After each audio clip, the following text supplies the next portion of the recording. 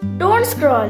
This crispy zucchini is about to become your new favorite snack. Start with fresh zucchini and finely shred it.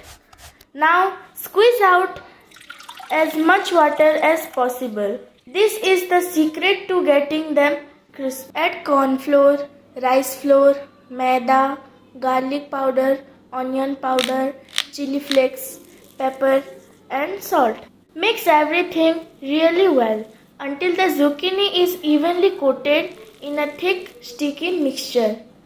Take a small portion and shape it into these cut little crispy lettuce nests.